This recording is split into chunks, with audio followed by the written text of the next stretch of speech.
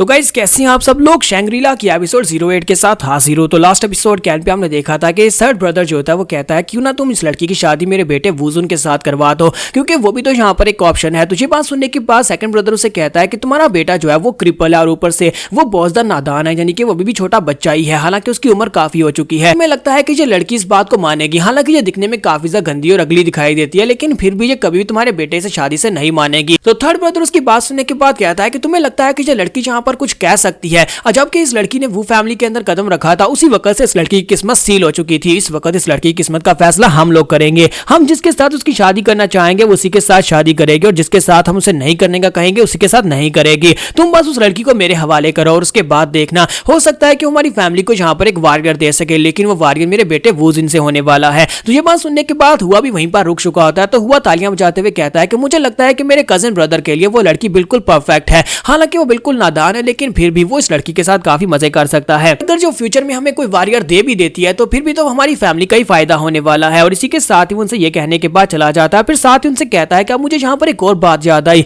मुझे लगता है कि आप जिस बॉक्स की बात कर रहे हैं वो सीक्रेट बॉक्स की, मुझे लगता है कि वो सीक्रेट बॉक्स उस लड़के के पास है जो लड़का यहाँ पर उसे छोड़ने के लिए आया था। तुम लोगों को पता है कि वो लड़का कौन है जो उसे यहाँ पर छोड़ने के लिए आया था? वो यंग मास्टर शिमू है, जो कि जिन फैमिली का होने वाला उत्तराधिकारी है। शीटिंग ने मरने से पहले बताया था कि उसका एक बेटा है जो कि एक दूर मछुआरों के गांव में रहता है और वहां पर से यहाँ आने वाला है, और ये वही बेटा है। सुनने के बाद वो लोग कहते हैं लेकिन जिन फैमिली के साथ हम लोग कैसे पंगा ले सकते हैं? अगर वो चीज उस लड़के के पास है तो फिर हम लोग उस लड़के के पास है वो चीज नहीं ले सकते। तो फर्स्ट ब्रदर उनसे कहता है कि जिन फैमिली के साथ पंगा लेना बिल्कुल भी ठीक नहीं है, क्योंकि वो भी यहाँ पर 4 बड़ी फैमिलीज में से एक बड़ी फैमिली है। फर्स्ट ब्रदर उनसे कहता है कि मैं चाहता हूँ यहाँ पर किसी को कुछ पैसे दे दो ताकि वो यहाँ पर हमारा काम कर दे, हम लोग डायरेक्टली जिन फैमिली के साथ पंगा नहीं ले सकते। तो सेकंड ब्रदर उसे कहता है ठीक है ब्रदर, जैसा तुमने कहा बिल्कुल वैसा ही करेंगे। जबकि थर्ड ब्रदर जो होता है वो यहाँ पर इस बात से खुश होता है कि उसके बेटे के लिए उसे बहू मिल गई है। यहीं पर से नेक्स्ट सीन जो होता है हमें शिमू का दिखाया जाता है कि हमारा शिमू अपने घर में आता है और वहां पर आने के बाद बॉक्स को ओपन करता है और उसके अंदर देखता है तो उसके अंदर एक मैनुअल पड़ा होता है, कुछ सीक्रेट स्क्रिप्चर्स पड़े होते हैं जो कि उनकी फैमिली की होते हैं, जनरेशन टू जनरेशन उनको दिए गए होते हैं।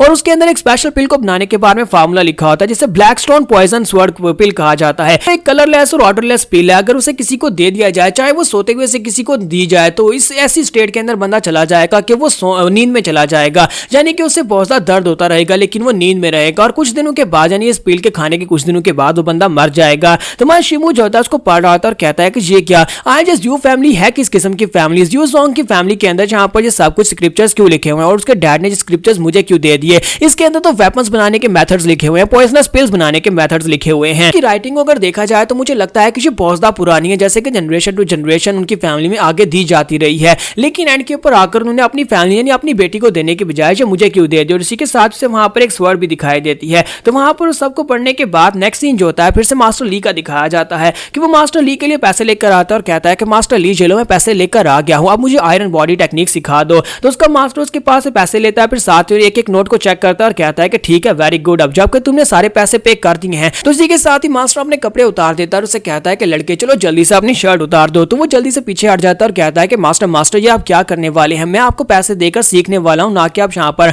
मेरे साथ हरक पुना करें। तो मास्टर उसे कहता है बेवकूफ बच्चे, मैं यहाँ पर तुम्हें आयरन बॉडी टेक्निक सिखाने वाला हूँ, तुम्हारी शर्ट खून के साथ गंदी हो जाएगी, इसी वजह से कह रहा हूँ कि इसे उतार दो। और साथ ही वो अपने साथ वहां पर 2 हटे कटे लोगों को भी लेकर आया था जिनके हाथ में डंडे होते हैं। तो उसे कहता है कि लड़के अब तुम्हारी ट्रेनिंग यहाँ पर स्टार्ट होती है, जबकि शिमू चलाकर कहता है कि मदर लगता है कि मैं तुम्हारे पास आने वाला हूँ। और उसके बाद वहां पर बैम बैम बैम की आवाज आती है, क्योंकि वो डंडों के साथ उसकी बॉडी के ऊपर बहुत ही बुरी तरह से अटैक करते हैं और वहां पर उसके चिल्लाने की भी आवाज आ रही होती है। और उसके बाद दिखाते हैं कि उसकी बॉडी के ऊपर बहुत ही बुरी तरह से ब्रूसेस होते हैं, क्योंकि ये आयरन बॉडी टेक्निक जो है इसी तरह से सीखी जाती है कि डंडों के साथ उसकी बॉडी के ऊपर तब तक अटैक किया जाएगा जब तक वो बेबस नहीं हो जाता। तो मास्टर ली उसे कहता है कि ये टेक्निक बहुत ज्यादा डेंजरस है, मैंने तुमसे पहले ही कहा था, हम रोजाना यहाँ पर तुम इसी तरह से बुरी तरह से पीटने वाले हैं जहां तक कि तुम्हारी बॉडी और तुम्हारे मसल्स इस तरह अपने आप को अडेप्ट कर ले कि वो इतने स्ट्रॉन्ग हो जाए कि वो आयरन की तरह बहुत ज्यादा परफेक्ट बन जाएंगे। अब तुम्हें यहाँ पर बिल्कुल भी दर्द नहीं होगा, तुम्हारी टेक्निक कंप्लीट हो जाएगी। जबकि शिमून से कहता है कि हाँ मुझे तो बिल्कुल भी दर्द नहीं हो रहा, मैं बहुत ज्यादा टफ हूं, और वहीं पर बेहोश हो जाता है। जब किसी के साथ ही मास्टर ली भागते हुए आगे बढ़ते हैं और जाकर उसे उठाते हैं और जाकर उसे बैट टब के अंदर बिठा देते हैं।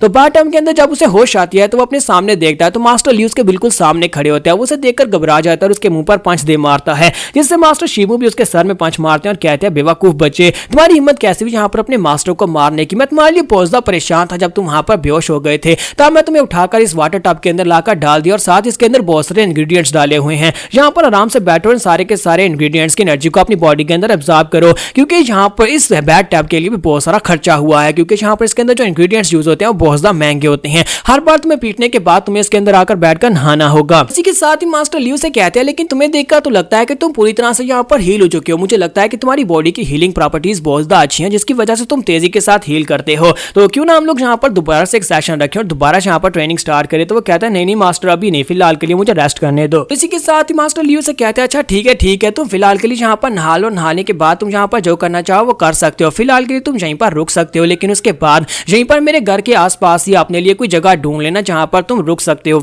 मेरे क्लब के अंदर रुकने के बारे में सोचना भी मत। और इसी के साथ ही मास्टर ली वहां पर से चले जाते हैं। उनके चले जाने के बाद दिखाते हैं कि हमारा जो शिमो होता है पानी के अंदर बैठा होता है, उस पानी के अंदर से वाकई में बहुत सारी मेडिसिनल इंग्रेडिएंट्स होते हैं और उन इंग्रेडिएंट्स को अपनी बॉडी के अंदर एब्जॉर्ब कर रहा होता है। तो वो कहता है कि यहाँ पर इनके अंदर जो भी चीज है वो बहुत ज्यादा कमाल किया, उससे मेरी इंटरनल एनर्जी जो है बढ़ रही है। अगर मैं इसी तरह इस पानी के अंदर बैठकर नहाता रहा तो मुझे लगता है कुछ ही दिनों में यहाँ पर अपनी कल्टिवेशन को आगे बढ़ा लूंगा और मैं बॉडी टेम्परिंग के 10th लेवल तक पहुंच जाऊंगा। अगर मैं ऐसा कर लेता हूं तो फिर मेरे लिए काइजवान स्कूल के एडमिशन को पास करना बहुत ज्यादा आसान हो जाएगा। मैं बहुत ही जल्दी स्कूल का हिस्सा बन जाऊंगा। इसका मतलब यह है कि मैं अपने गोल के बहुत ज्यादा करीब पहुंचता जा रहा हूं। तो वहीं पर बड़े आराम से रिलैक्स होकर लेट जाता है और कहता है कि मैंने ये सब कुछ बिल्कुल भी एक्सपेक्ट नहीं किया था और ना ही मेरी मदर ने ये सब कुछ सोचा होगा। अगर मेरी मदर आज यहाँ पर जिंदा होती तो वो इस बात से बहुत ज्यादा खुश होती कि उसका बेटा यहाँ पर वॉरियर बनने के बहुत ज्यादा करीब पहुंच चुका है, बहुत ही जल्दी वो एक बहुत ही महान मार्शल आर्टिस्ट बनने वाला है। तब हमारा शिमो वहां पर अपने बारे में सोच रहा था कि वो एक मार्शल आर्टिस्ट बनने के करीब पहुंच चुका है, लेकिन साथ ही वो सोच रहा था कि मास्टर ली यहाँ पर मुझसे बहुत सारा पैसा ले रहे हैं, ऊपर से यहाँ पर नहाने के पानी के लिए मुझे पैसे देने पड़ रहे हैं।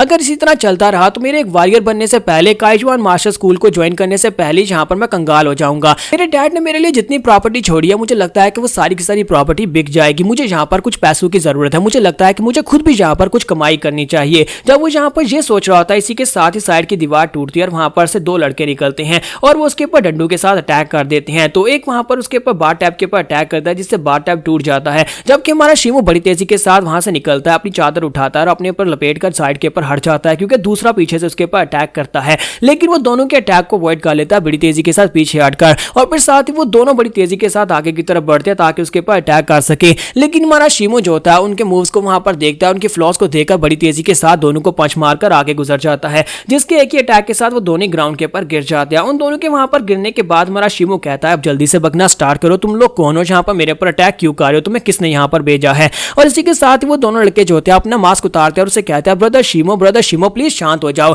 हमने यहाँ पर तुम्हारे बारे में सुना था कि तुम एक बहुत ही अच्छे और कमाल के मार्शल आर्टिस्ट हो और इस वक्त तुम बॉडी टेम्परिंग के 10th लेवल पर पहुंच चुके हो। ये बात तो वाकई में काफी ज्यादा एक्स्ट्रा ऑर्डिनरी है, हम लोग तो यहाँ पर यही देखने के लिए आए थे। जैसे एक का नाम फेंग ली होता है और दूसरे का नाम गाओ जुआन होता है। तो वो उसे अपने बारे में बताते हैं कि हम लोग भी मास्टर ली के डिसाइपल है, हम लोग ने भी उससे मार्शल आर्ट सीखी थी। तो इसी के साथ ही हमारा शिमो से पूछता है लेकिन तुम लोग यहाँ पर क्या करने के लिए आए। तो उसे बताते हैं क्या तुम यहाँ पर कुछ एक्स्ट्रा पैसे कमाना चाहते हो, क्योंकि हमारे पास एक तरीका है जिससे तुम पैसे कमा सकते हो। तो यहाँ पर हम लोग अपनी एपिसोड 08 का एंड करेंगे। नेक्स्ट एपिसोड में देखेंगे कि यहाँ पर ये दोनों किस चक्कर में घूम रहे हैं, आज क्या ये वाकई में यहाँ पर इसे पैसे कमाने का कोई तरीका बताएंगे या फिर यहाँ पर ये वो फैमिली की तरफ से भेजे हुए असैसिन्स हैं।